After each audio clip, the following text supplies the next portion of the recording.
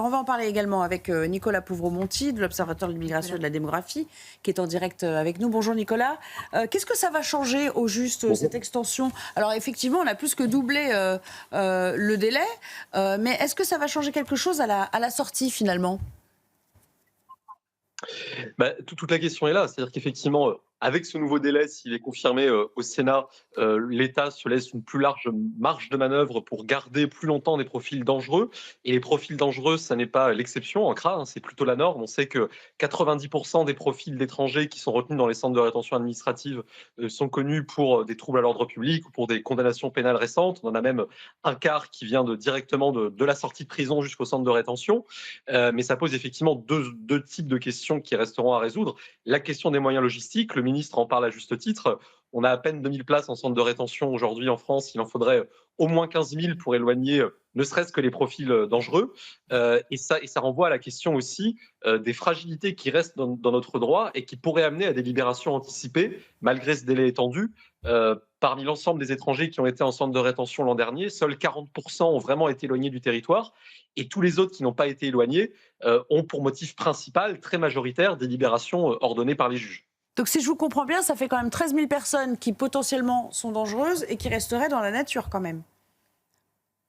Alors, la question qui se pose est de savoir quelle est la part aujourd'hui des gens dangereux parmi l'ensemble des étrangers interpellés en situation irrégulière. On a eu l'an dernier 147 000 interpellés en situation irrégulière pour, j'y reviens, 2000 places en CRA, donc c'est quand même très disproportionné. On choisit aujourd'hui de mettre prioritairement dans les centres de rétention, non pas les profils les plus faciles à éloigner, mais les profils les plus dangereux. Ça, c'est un changement de doctrine qui date du ministère Darmanin. Mais si on voulait s'assurer de l'éloignement aussi complet que possible de ces profils dangereux, il faudrait limiter l'intervention du juge et il faudrait aussi effectivement au moins 15 000 places de rétention.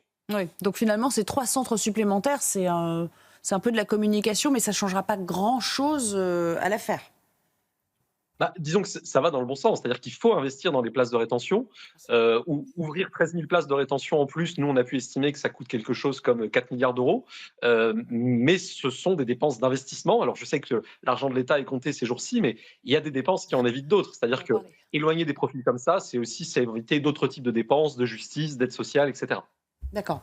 Restez avec nous si vous voulez intervenir ou poser une question, parce qu'on va étendre le débat en plateau. Julien Chambon, bon, il y a encore beaucoup de travail. Vous auriez voté cette mesure? Mais en fait, c'est une évidence. Là, on est sur un sujet extrêmement important. En tant que maire, on est confronté régulièrement à la délinquance. C'est notre mission première, j'ai envie de dire, c'est ce sur pourquoi les habitants nous élisent. Et on a en effet dans la délinquance ce phénomène-là de personnes qui vont être étrangères. On a déjà plein de délinquances chez les Français, il n'y a pas de souci. Hein. Il faut déjà la gérer. Il y a déjà des propositions qui ont été faites, je pense, par le garde des Sceaux qui vont dans le bon sens. On a déjà notre propre délinquance à gérer. Là, on est sur des gens qui ont soit été condamnés, soit qui ont prouvé qu'ils étaient dangereux. Donc c'est une évidence qu'il faut qu'on dise aux Français qu'on les mette en sécurité. On ne peut pas laisser ces personnes-là en liberté. Ça, c'est une première étape. Ensuite, et je pense que c'est la solution, c'est que comme ils sont étrangers, on ne peut pas indéfiniment les garder. Vous avez vu le coût d'une place en centre de rétention administrative. Mais comme vous n'arrivez pas à les renvoyer dans leur pays d'origine... Tout l'enjeu, c'est comment est-ce qu'on arrive à renvoyer ces gens-là dans leur pays. C'est là qu'on en parlait tout à l'heure avec la diplomatie. Il faut absolument que ces gens-là puissent être renvoyés dans leur pays. Mais d'où ma question initiale, en fait, qui consistait à dire, OK, le délai, vous l'étendez parce que vous les maintenez pour vraiment les plus dangereux hors d'état de nuire un peu plus longtemps, mais à l'arrivée, il y a un moment où ils vont de toute façon sortir et potentiellement ne jamais repartir, Vincent. Mais que ça soit 90 ou 210 jours, si on ne peut pas les renvoyer, de toute façon, ça ne règle qu'une partie du problème. Effectivement, ils seront sous l'œil de l'État un peu plus longtemps, et donc, par conséquent, la mesure est bonne. Elle va effectivement dans le bon sens, mais on ne règle pas le problème. Tout notre problème est celui des obligations de quitter le territoire. Comment les faire respecter? Emmanuel Macron n'a pas réussi depuis le début. Les différents ministres... Alors, il faut dire que, bon, pour ce qui est du dernier, la Ve République, elle fonctionne quand même avec une majorité. C'est un peu plus facile, je veux dire, pour faire passer des textes. Là, il n'a pas de majorité, donc il fait un peu comme il peut, parce que c'est évidemment très compliqué de faire fonctionner cette Constitution dans les conditions actuelles. Mais enfin, on ne parvient pas à un résultat. Voilà, bon. Il faut être très clair. Et on laisse toujours rentrer. Oui. Et on laisse toujours rentrer 500 000 Oui, parce que le flux est continu, donc finalement, même si vous le réguliez, vous serez toujours confronté à ce le mouvement. Le flux est continu d'un côté, et puis derrière, on n'arrive pas à expulser. Donc, bon. y a Nicolas Pouvremonti voulait faire une remarque, je crois. Oui, simplement, on évoquait à l'instant les enjeux diplomatiques qui ont eu trait, on le sait, essentiellement à la délivrance des laissez-passer consulaires, de l'autorisation donnée par les États de réadmission de ces étrangers sur leur propre territoire. C'est évidemment un vrai sujet, notamment avec certains pays, on pense à l'Algérie, mais plus globalement aux pays du Maghreb. Néanmoins, je me permets d'insister, cette non-délivrance de laissez-passer consulaires, c'est aujourd'hui un motif minoritaire parmi l'ensemble des échecs dans les éloignements des profils qui sont en CRA.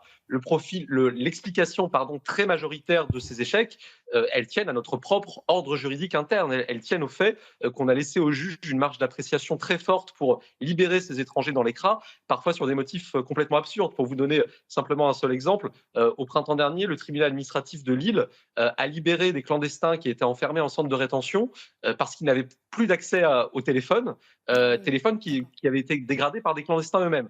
Donc on voit qu'on a un système aujourd'hui qui est fait pour que, sur une durée de rétention qu'on a beau allonger, régulièrement des opportunités de libération se présentent par l'intervention du juge, et d'autant plus que jusqu'à présent, le conseil juridique dans les CRA, les missions de conseil pour la sollicitation du juge pour ces étrangers sont confiées à des associations militantes qui ont pour objectif d'entraver assez largement les éloignements, quel que soit le profil.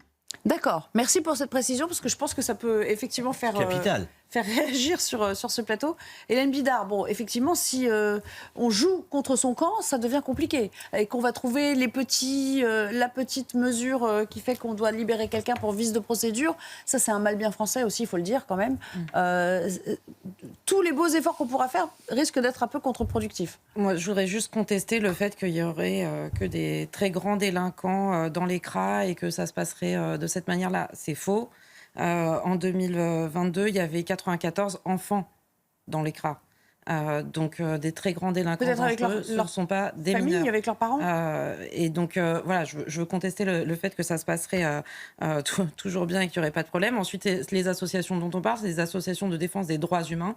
Et il me semble essentiel, et d'ailleurs, je trouve que le fait que la loi, le projet qui est présenté veuille éloigner ces associations, je pense que c'est très grave. Il me semble au contraire essentiel, très important que ces associations soient là, parce que nous sommes en République et avoir des contre-pouvoirs, c'est important. Ça fait partie des piliers de la justice que d'avoir des contre-pouvoirs, des observateurs qui permettent de vérifier que les droits humains fondamentaux sont respectés. Oui. Justement, parce que nous sommes la République française, nous avons le devoir de faire respecter les droits fondamentaux de tous êtres humains, y compris dans les prisons, y compris dans les CRA.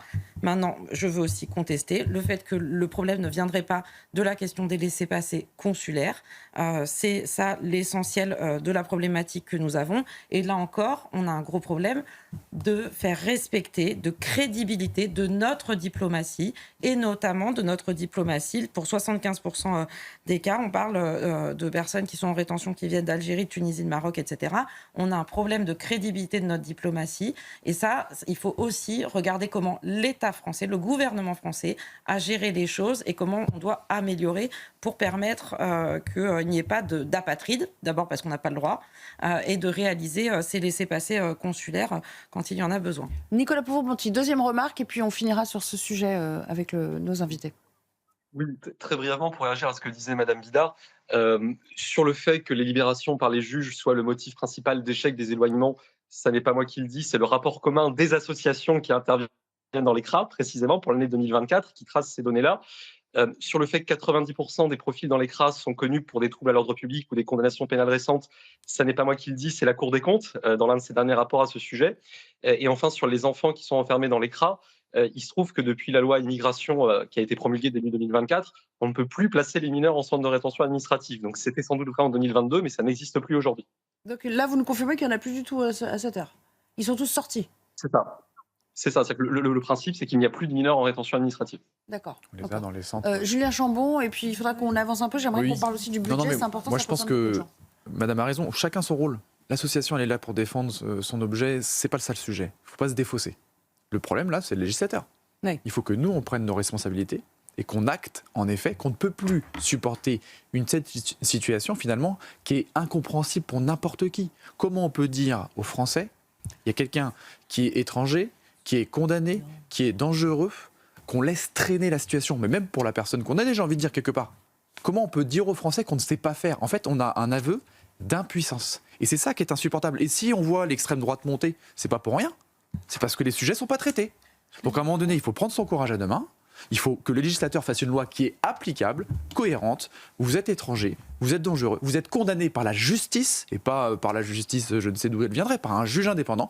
À un moment donné, vous devez aller purger dans votre pays la peine. Je peux faire juste une toute petite Vraiment un dernier Non, mot, parce que sinon on ne parlera pas budget. ça me paraissait très juste. Pour l'instant, ce que vous voyez monter, c'est même pas l'extrême droite. L'extrême droite, historiquement, surtout dans le pays qui est le nôtre, elle n'a jamais été démocratique, etc. C'est la droite de la droite. Mais ce que vous voyez monter, c'est un ras-le-bol. Vous allez voir qu'il va continuer de monter. C'est vrai à peu près dans tous les pays d'Europe. Et à peu près pour les mêmes raisons. Il vous a pas échappé qu'il n'y a pas longtemps, l'Allemagne a supprimé le regroupement familial, par exemple. Vous allez voir monter tout ça. Portugal.